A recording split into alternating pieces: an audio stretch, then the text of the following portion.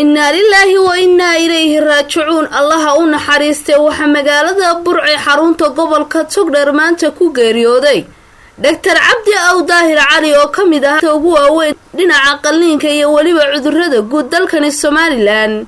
sidoo kalena waxa uu kamid ahaa siyaasiyiinta ugu cadcad dalka. waxa uu dhashay Dr. Cabdi Aw Daahir Cali allaha u naxariistay 1950kii isagoo ku dhashay magaalada Oodweyne xarunta gobolka Daadmareed. waxa uu dugsigiisii hoose ka galay magaalada Duruqsi 1966kii ayuu dugsigii boarding ahaa ee Oodweyne galay. 1970kii waxa uu galay dugsigii sare Camuud. 1974kii ayuu jaamacadda ummadda magaalada Muqdisho uu galay. waxa uu sanadii 1979kii uu ka baxay kuuliyadda daaweynta cudurrada guud iyo qalliinka. 1980kii waxa uu shaqada dhakhtarnimo ka bilaabay cisbitaalka Digfeer ee magaalada Muqdisho. waxa uu sanadii 1981kii uu noqday isku duwaha qaxoontiga ee Shabeellada Dhexe. 1982kii waxa loo bedelay cisbitaalka guud ee magaalada Burco isagoo noqday dhakhtarkii qalliinka. markii dambena isku duwaha caafimaadka ilaa sanadii 1988 ilaa 1990kii waxa uu noqday isku duwaha wasaaradda caafimaadka gobolka Togdheer iyo dhakhtarka qalliinka. 1997kii waxa uu noqday wasiirka wasaaradda caafimaadka xukuumadda madaxweyne Cigaal. 2000 waxa uu kamid ahaa afartii xubnood ee aasaasayashii xisbiga Udub. waxa uu noqday xogayihii ugu horeeyay xisbiga Udub. 2013kii ayuu ku biiray xisbiga muxaafadka ee Kulmiye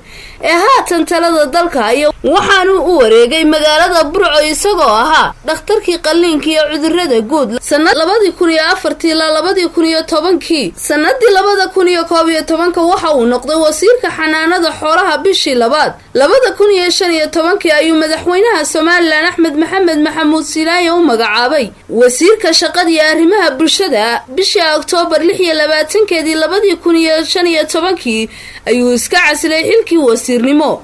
waxaanu kamid ahaa xubnaha ku bahoobay isbedel doonka dimuqraadiyadeed ee xisbiga muxaafadka ee Kulmiye. waxa xusid gaara mudan oo marnaba la ilaawi karin ama la hilmaami karin oo ahaa Dr. Cabdi Aw Daahir dhakhtarkii dabiibi jiray ama daaweyn jiray mujaahidiintii SNM ee dalkani soo xoreysay isla markaasina dagaalka kula jirtay kaligii taliskii Maxamed Siyaad Barre kuwaasoo ku hawlanaa dib u soo celinta madaxbanaanida qarankani Somaliland.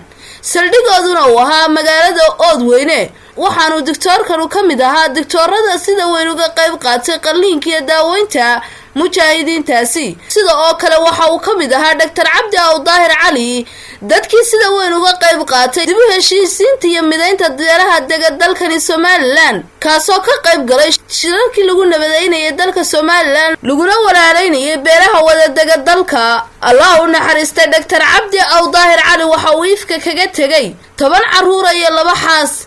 10kan caruur ayaa kala ahaa 5 wiil iyo 5 gabdhood. taariikhda faca weyn uu leeyahay Dr. Cabdi Aw Daahir Cali ma aha mid aynu warbixinteenani ku soo koobayno karno. hase ahaatee waxaynu baraarujinaynaa dibna u xasuusinaynaa taariikh nololeedkiisa dhalinta iyo dadka aan aqoonta dheer u lahayn Dr. Cabdi Aw Daahir Cali. inna lillahi wa inna ilayhi raaji'uun. waa Barwaaqo Aadan Maxmed, shabakada caalamiga Oodweyne News, magaalada Burco.